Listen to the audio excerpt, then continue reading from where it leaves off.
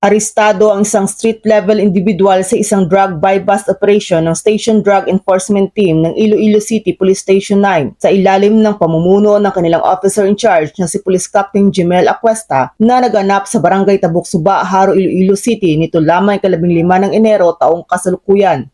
Ang operasyon ay umantong sa pagkakaaresto ng isang 39 na taong gulang na lalaki, binata at residente ng nasabing syudad.